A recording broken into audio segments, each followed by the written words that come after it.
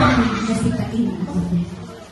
Nang si Adan at Eva ay napaalis sa hardin ng Eden, nagkaroon sila ng pangangalan. Nagkaroon ako ng anak na lalaki sa tulong ni Yahweh. Nang nakalipas ang 2 taon, sinundan si Cain ng isa pang lalaki at Abel naman ang pinangalan niya dito. Parehong maaasahan sa pagtulong sa pagsasaka. Ang panganay na anak ay mas interesado sa pagtatanim, samantala ang bunsong anak ay sa pagtutupa.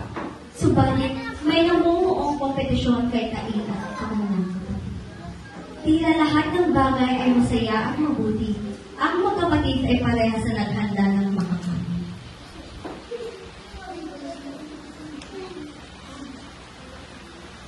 O Cain!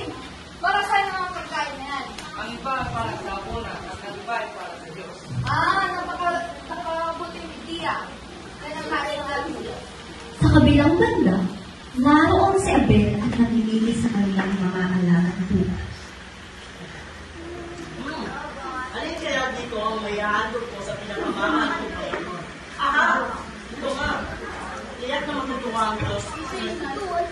Handog ko ito. O Abel, makapasok ka naman ng tupa. Kung saan ay hapunan. Dito ito. Ito ang pinakamalsok ko.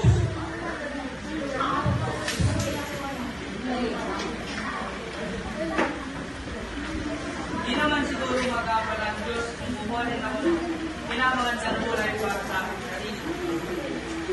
Ito rin naman ay hinihintay ko ng matagal-tagal na ako. October na nayan ay ang hapunan. Hindi kaya. Ito ay para. Ito ang pinakamalsok ko. Bakit ko ba ako pinagaya? Pinubalik ko lang naman ang pinakamagandang kong salim para sa aking Diyos. Saka ka nang magbibigay ng handog sa aking dapat ang kalagalan ngayon. Hindi kaya. Ito ay para sa Diyos. Iyak naman na matutuwa ang Diyos kung magkano kaya.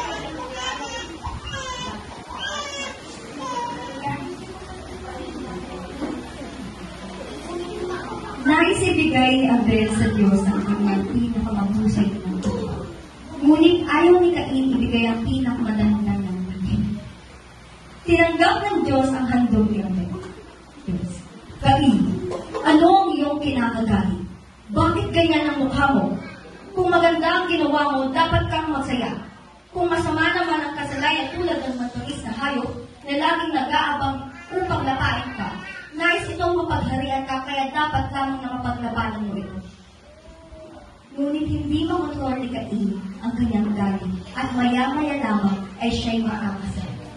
Isang araw, niyaya ni Cain ang kanyang kapatid.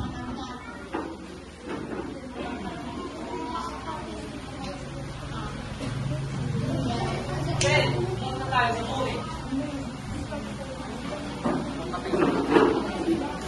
Hindi madali ba ang pag-aalaga sa mga tanim? Hindi tulad mo na nakaupo at nag-aalaga ng mga hayop.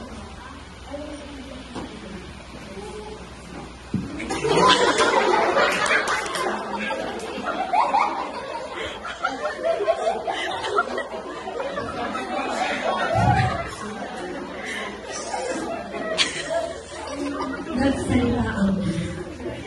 Cain, anong ginawa mo?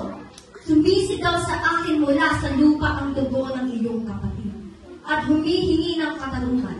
Sinusumpa kita ngayon din.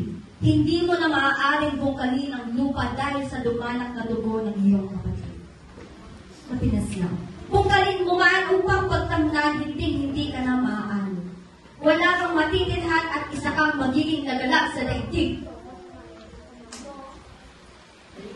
Hindi ko alam bakit ako ba'y nakapagkalala ng kapatid.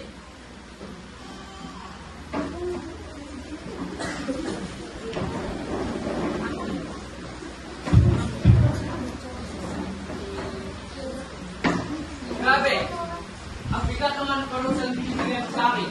Sadyang di na para sa tuloy mo sa aming dalawa. Ngayon, pinakalayas mo na ako, marami na akong patayin.